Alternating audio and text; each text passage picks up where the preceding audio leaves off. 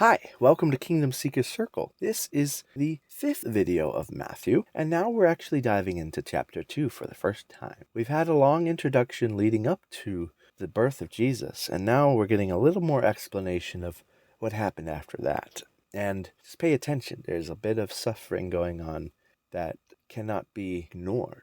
And there's a reason why Matthew does that. So Matthew has shown us who Jesus is and how he was born. Now he shows us how the world responds. Matthew 2, 1 through 12 is not mainly about the Magi. It is about recognition. Some see the king, some fear him, and some ignore him. So Matthew phrases all three reactions side by side and lets the contrast speak. So the passage opens up with precision. Now after Jesus was born in Bethlehem of Judea in the days of Herod the king. So time, place, and ruler are all named here. Wise men from the east arrive in Jerusalem asking, "Where is he who has been born King of the Jews?" So this then explains what they saw was the star, and they came to worship him. Herod hears this and is troubled, and all Jerusalem with him. Herod gathers the chief priests and scribes and asks where the Christ is to be born. And they answer, "In Bethlehem of Judea," and that was based on their studies of the prophet. Herod secretly meets with the Magi, learns when the star appeared, and sends them to Bethlehem under the pretense of worship.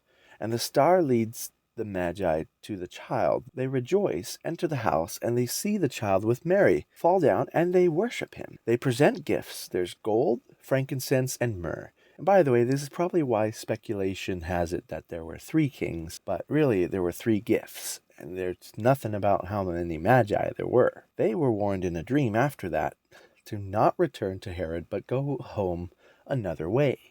This passage ends without any commentary, but the meaning is clear. Matthew carefully contrasts 3 groups. The Magi, they come from afar. They have limited information. They respond with action, sacrifice, and worship. They are also from Gentile nations. Herod has power, he has access to information, yet his response is fear and manipulation. And he's technically an Edomite that was given power. So he doesn't really have a real claim to the throne. Jerusalem's leaders is the 3rd group, and they know the scriptures. They answer correctly, but they do nothing. Matthew is not impressed by proximity to truth. He shows us that knowledge alone does not equal worship. Matthew also emphasizes King of the Jews, a phrase that will return at the end of the gospel. From the beginning, Jesus is identified as king, but the reigning king does not rejoice. What stands out is that Bethlehem is revisited. Bethlehem links this passage directly to Matthew 1 and 2.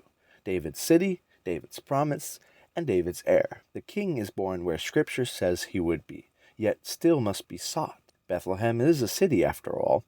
And then Gentiles worship Israel's king's plots. Israel's leaders remain passive.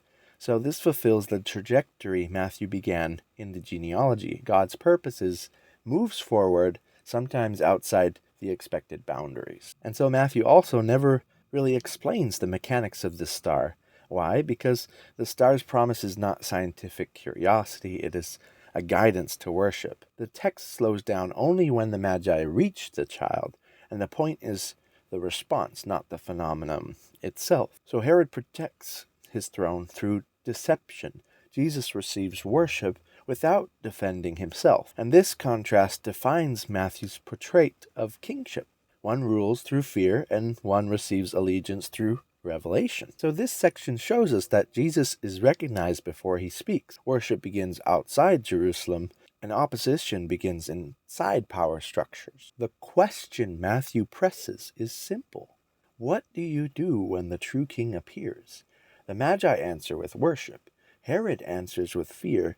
Jerusalem answers with indifference. The gospel now moves toward consequence.